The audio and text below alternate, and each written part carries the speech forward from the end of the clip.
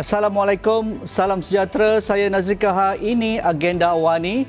Malam ini kita akan bercerita apakah signifikan Parlimen Digital yang baru sahaja selesai pada akhir minggu lalu, iaitu menjadi satu platform yang begitu signifikan, yang terbaik yang pernah berlangsung dalam era pasca COVID-19 ini.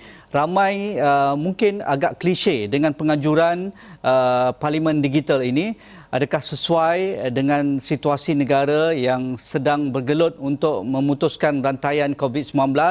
Dan signifikan juga apakah ia menjadi satu benchmark ataupun tanda aras bahawa dalam situasi apa sekalipun, jika caranya sesuai, jalannya sesuai dan platform digital dapat dilangsungkan, maka tidak ada alasan sidang Dewan Parlimen perlu dipendekkan ataupun ditangguhkan. Itulah yang diperkatakan oleh netizen dan juga masyarakat dengan kejayaan Parlimen Digital yang baru berlangsung pada 4 hingga 5 Julai lalu. Jadi pada malam ini kita akan melihat kelangsungan ataupun kelestarian Parlimen Digital, terutama di kalangan anak muda, kerana lebih 222 ahli parlimen mengikut ahli parlimen masing-masing ataupun kawasan parlimen masing-masing sudah pun berbahas, berdebat, mengutarakan usul dan agenda masing-masing. Begitu menarik sekali, dari sekecil-kecil perkara hinggalah isu berkaitan dengan pendidikan, isu berkaitan dengan gender, begitu dengan pemerkasaan wanita, bagaimana akses kepada kawasan-kawasan pedalaman berkaitan dengan ekonomi, isu berkaitan dengan hak belia, menyuarakan pandangan mereka, hak belia dalam pasca COVID-19, terutamanya berkaitan dengan pekerjaan dan seumpamanya. Jadi pada malam ini saya akan membuat topik susulan ataupun perbincangan susulan bersama dengan ahli Parlimen Digital ini. Jadi di sebelah kiri saya, Saudara Nabil Halimi. Apa khabar, Nabil? Baik, Wakil Parlimen Digital Shah Alam. Shah Alam membawa agenda ataupun usul pendidikan. Pendidikan. Ya. Saya akan meminta ulasan lebih lanjut Nabil tentang itu. Dan seorang lagi anak muda yang paling muda dalam Parlimen Digital ini, iaitu Saudari Marcella Ling. Saya rasa antara wakil yang paling menyelah juga sepanjang 2 hari bersidang, iaitu Wakil Bintulu. Apa khabar, Marcella? Baik, terima kasih Awani untuk jemputan ini. Okey, terima kasih kerana sudi bersama sekali lagi bersama Esra Awani pada malam ini dalam Agenda Awani. Bagi Marcella sendiri, apa yang teringat-ingat sampai ke hari ini, pengalaman bersama lebih 222 ahli Parlimen Digital bersidang selama 2 hari pada hujung minggu lalu. Pengalaman bagaimana yang tidak dapat dilupakan dan usul agenda mana yang menjadi perhatian Marcella selain daripada yang dibawa oleh Marcella sendiri? Jadi apa yang paling saya ingatkan ialah antara semangat dan passion dari setiap wakil Parlimen Digital ini. Jadi semangat mereka untuk membawa isu yang membimbangkan mereka dan komuniti mereka sangat menginspirasikan saya untuk terus voice out, untuk terus menjadikan Malaysia satu negara yang lebih baik. Bagi Marcella sebagai anak muda, ataupun semuda 15 tahun, dengan usul yang dibawa lebih berkaitan dengan pendidikan, kenapa begitu dekat dengan Marcella dan juga signifikan dengan konteks membawa suara Malaysia Timur, terutama dari Sarawak, tentang isu pendidikan? Jadi sebenarnya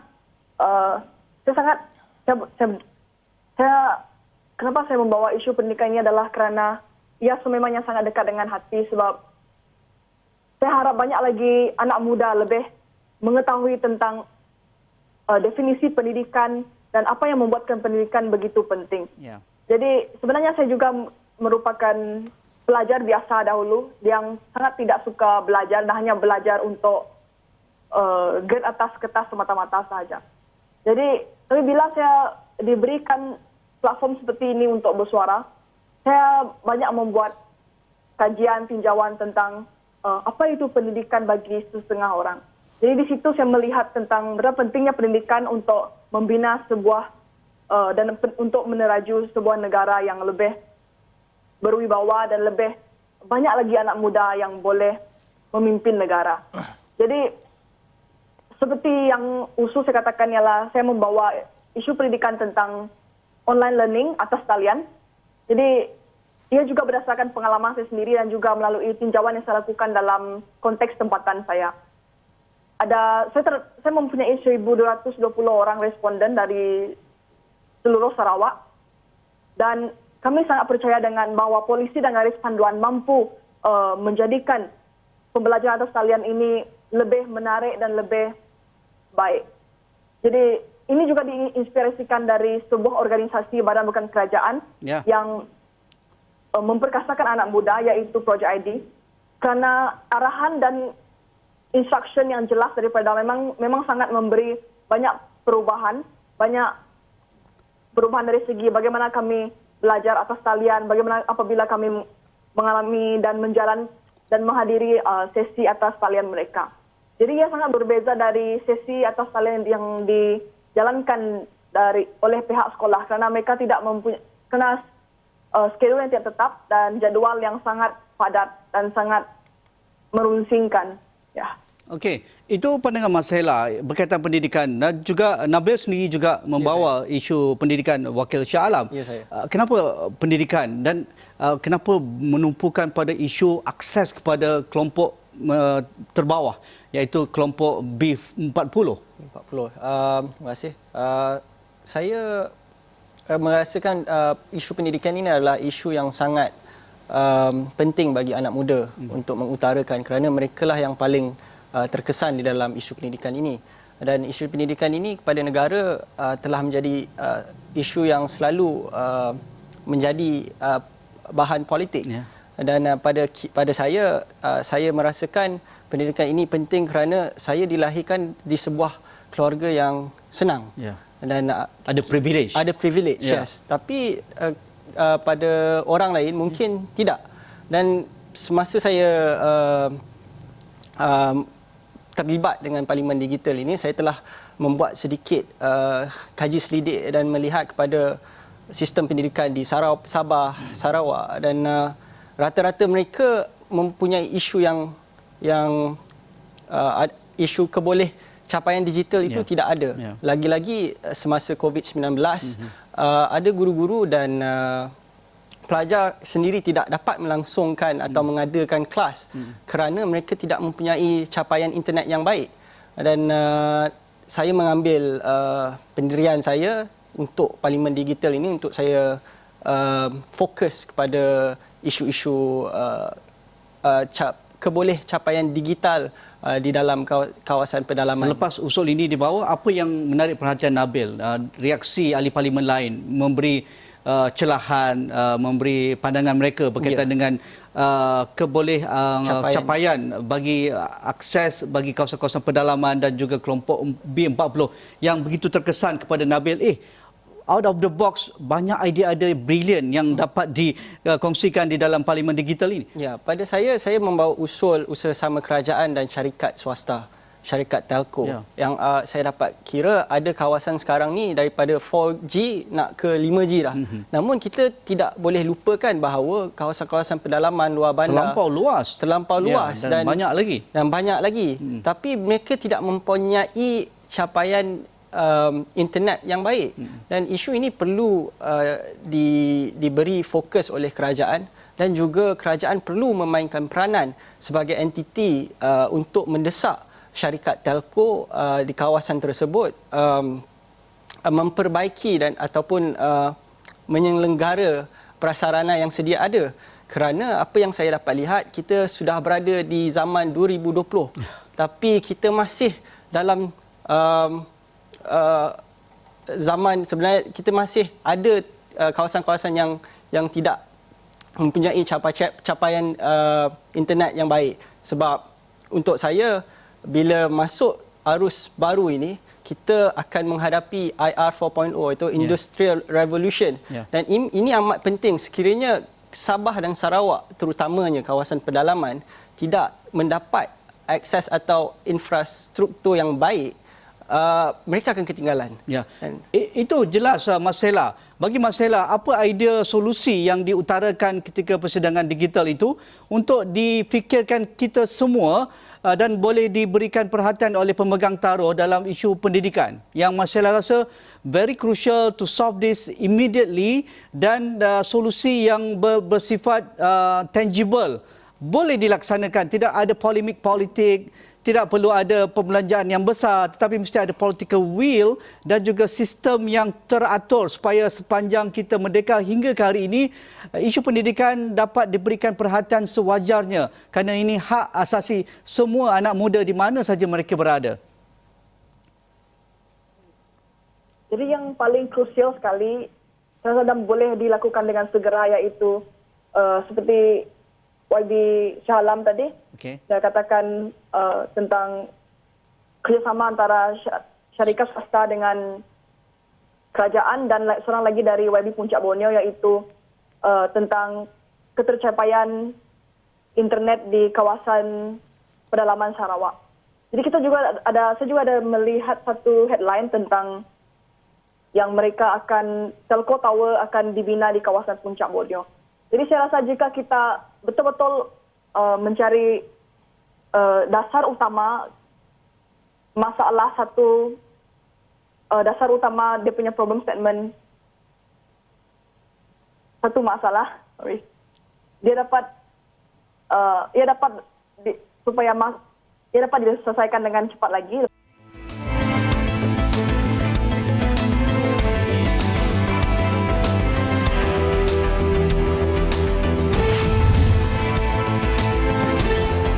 Jadi sebenarnya Nabil, banyak isu yang diangkat sebagai usul dalam perdebatan Parlimen Digital dan mengapa begitu cantik sekali diusulkan dengan membawa pelbagai orang kata pun rujukan penyelidikan awal mereka sebelum dipersembahkan dalam persidangan pada hujung minggu lalu. Di mana kekuatan anak muda sebenarnya yang melihat isu yang dekat dengan mereka dan akhirnya mereka orang kata pun ikhlas dengan cara kerja mereka sebelum diluahkan dalam usul persidangan. Pada pendapat saya, anak muda ini adalah golongan yang idealis. Ya. Dan seorang golongan yang idealis ni mereka punya idea yang luar kotak.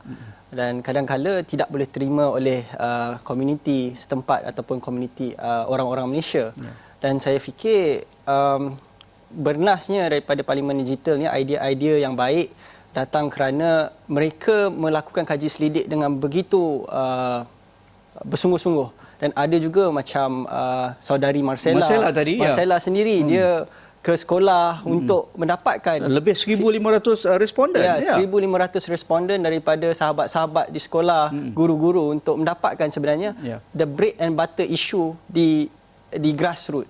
So saya fikirkan kesungguhan anak muda itulah yang perlu kerajaan lihat, perlu kerajaan dengar kerana kita perlu tahu bahawa 40% di Malaysia ini adalah golongan muda dan golongan-golongan ini perlu sebenarnya suara mereka didengar kerana pelbagai isu seperti isu job employment, retrenchment dan juga beberapa isu yang dekat dengan anak muda yang kini masih tiada solusi dan saya fikir mereka terdesak dan melalui Parlimen Digital ini mereka meluahkan rasa kebimbangan mereka dan juga mereka luahkan usul atau cadangan yang mereka berharap agar kerajaan dapat dengar dan memperuntukkan idea mereka mungkin di Belanjawan 2021. Tapi bagi Marcella sendiri, apa signifikan lain yang wajar dilakukan lagi untuk tidak menghentikan Parlimen Digital setakat 2 hari lalu saja? Perlu ada follow up lagi, perlu ada engagement lain, perlu ada perjumpaan dengan kumpulan-kumpulan sasar yang lain supaya ia tidak terhenti setakat Parlimen Digital semata-mata. Dalam Parlimen Digital kami sendiri, kami masih lagi ada membuat tarikh untuk meet up, untuk membuat mock persidangan, untuk berbincang tentang isu semasa, untuk berbincang tentang isu-isu yang membimbangkan dan untuk ahli lain yang tidak berkesempatan untuk berucap pada Parlimen Digital yang lepas. Jadi saya rasa kami orang boleh membuat inisiatif ini sendiri terlebih dahulu. Tapi kerajaan dan NGO yang lain seperti UNICEF yang bekerjasama, yang sponsor kami dalam Parlimen Digital ini, mungkin mereka boleh terus menyediakan platform untuk kami bersuara, untuk kami memberi kami peluang agar suara kami boleh didengari oleh banyak lagi orang di luar sana. Jadi saya rasa paling penting sekali adalah ahli Parlimen Digital itu sendiri jangan putus asa, jangan putus semangat untuk terus menjadikan Malaysia satu negara yang lebih baik, satu negara yang lebih lagi berharap karena mempunyai anak muda yang boleh diharapkan. Terima kasih. Ya. Bagi Nabil sendiri, menjelang Parlimen dibuka pada pertengahan Julai, iaitu pada minggu depan, Ya, saya. adakah wajar juga ahli Parlimen Digital kita mewujudkan satu shadow committee untuk memantau prestasi ahli kabinet ke, kerajaan ke, ataupun mereka yang akan membawa usul-usul untuk rakyat? Kerana ini mudah. Apabila dibentangkan di Parlimen, didebatkan di Parlimen, pasti anak muda juga ingin membawakan cara mereka ataupun poin mereka yang boleh didengari oleh rakyat. Jadi, adakah kewajaran shadow committee diwujudkan untuk memerhati tingkah laku perdebatan orang-orang lebih lama dalam politik ini di Dewan Rakyat pada sesi mendatang? Untuk idea tersebut adalah idea yang baik dan idea yang saya rasa realistik dan mungkin ada yang akan cakap syok sendiri, tapi bagi diri saya sebagai anak muda, sekiranya ahli-ahli perwakilan di Parlimen Digital mengambil inisiatif ini membuktikan bahawa we are not one of kind of group. Maksudnya kita adalah kumpulan ataupun pergerakan anak muda yang hendak melakukan perubahan terhadap proses pembinaan negara ini. Dan saya setuju dengan idea Haji Nazri di mana kalau ahli Parlimen Digital ini sendiri melakukan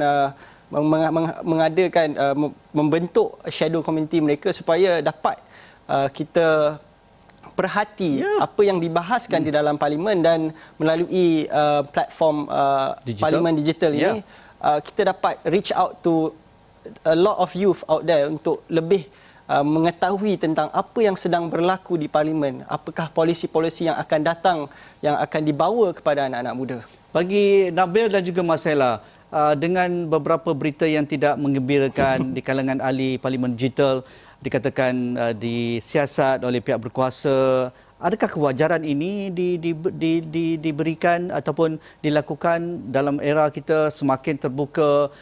IR 4.0, Nabil katakan tadi, kita mahu anak muda bersuara kerana era anak muda adalah hari ini, bukan esok, bukan lusa, bukan tahun depan. Inilah era mereka dan mereka ingin membawa suara yang dekat dengan apa yang ada di keliling mereka. Jadi wajar ditahan, ditutup, diancam dan sebagainya. Bagi saya mungkin pihak berkuasa mempunyai SOP mereka tersendiri yang saya tidak begitu pasti. Ya.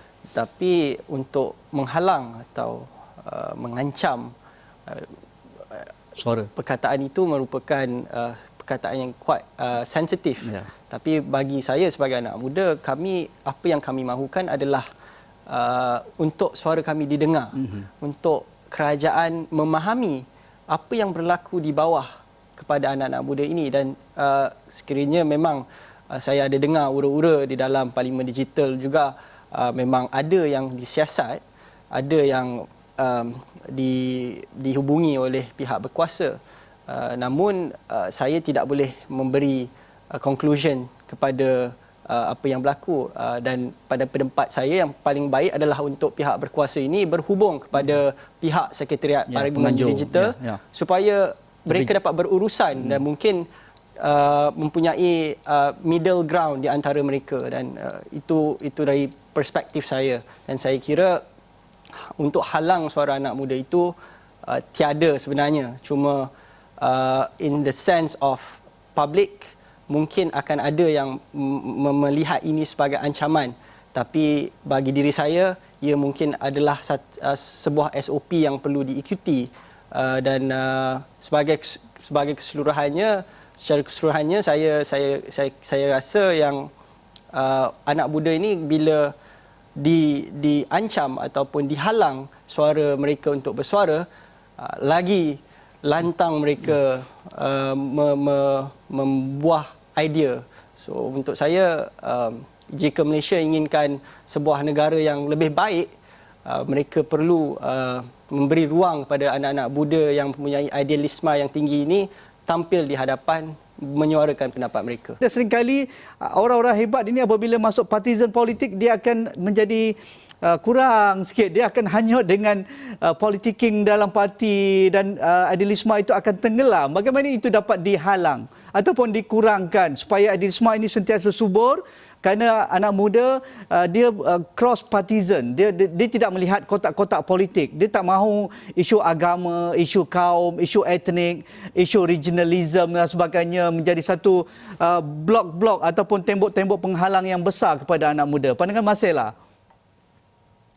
Saya rasa jika anda ingin menyertai sesuatu parti, kita perlu terlebih dahulu membuat kaji selidik dan mengenali beberapa member parlimen ataupun adun yang bekerja, yang berada dalam parti tersebut.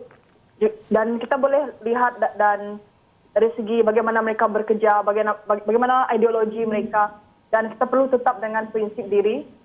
Kita perlu mempunyai visi dan goal yang tepat dan goal yang betul untuk menjadikan kita seorang yang betul-betul berkhidmat dan untuk komuniti tetapi bukan untuk diri sendiri. Okey, bagi Nabil, kadang-kadang kita menyempitkan suara demokrasi dalam konteks politik parti. Sedangkan 5 tahun itu sebagai tanggungjawab yang dijamin dalam perlembagaan undi di dalam kotak undi, tetapi berterusan hinggalah berakhirnya tempoh penggal pemerintahan itu, demokrasi perlu disuburkan. Pandangan Nabil? Maksudnya tidak perlu hanya dikotakkan dalam bentuk parti politik, dikotakkan dalam bentuk pilihan raya, sedangkan suara-suara sebegini seperti parlimen digital, pergerakan NGO, perkataan badan-badan sivil dan sebagainya. Bagi diri saya, parlimen itu penting. Di mana suara parlimen itu, di mana polisi dilakukan, perubahan ataupun langkah-langkah kerajaan untuk Malaysia berlaku, dan untuk aktiviti-aktivisme anak muda tidak perlu orang kata pun dihentikan. Dia perlu dihentikan kerana inilah di mana akan berlakunya perubahan-perubahan baik. Betul. Apa yang kita lihat dahulu sebelum kemerdekaan, idol ataupun sosok-sosok seperti Dr. Burhanuddin Al-Helmi, Syamsiah Fakih adalah Dato' On. Mereka dalam usia yang muda semasa mereka melakukan aktivisme. Dan bila adanya aktivisme ini, adalah suara-suara baru, idea-idea baru. Dan pada diri saya, demokrasi ini indah. Demokrasi ini pelbagai. Ia adalah seni. Dan untuk kita dapatkan kebaikan daripada demokrasi sebuah negara itu adalah untuk kita lakukan dengan lebih banyak aktiviti seperti parlimen digital, dan kerajaan juga telah menganjurkan seperti parlimen belia, juga ada Perdana Fellow dan sebagainya. Rebutlah peluang ini semua, ya? Rebutlah peluang ini semuanya. Okey. Nabil perlu datang lagi, Marcella juga perlu berdiskusi lebih lanjut bersama kami di Esrawani. Terima kasih Marcella secara langsung Skype di Bintulu, Sarawak. Terima kasih juga Nabil Halimi, Wakil Shah Alam, Marcella tadi Wakil Parlimen Digital dari Bintulu. Itu saja perbincangan kami pada malam ini, begitu menarik, begitu orang kata pun engaging dengan anak muda. Jarang saya mendapat lontaran idea sebernas ini, tetapi itulah hasil Parlimen Digital kita. Kita harap mereka terus beraksi di Parlimen Digital dalam apa platform sekalipun, sama ada dalam sesi seperti yang mereka lakukan sebelum ini ataupun kumpulan-kumpulan fokus yang melihat isu-isu semasa. Itu sahaja dari saya, Nazrika, pada malam ini. Sekian, Assalamualaikum. Kita jumpa lagi.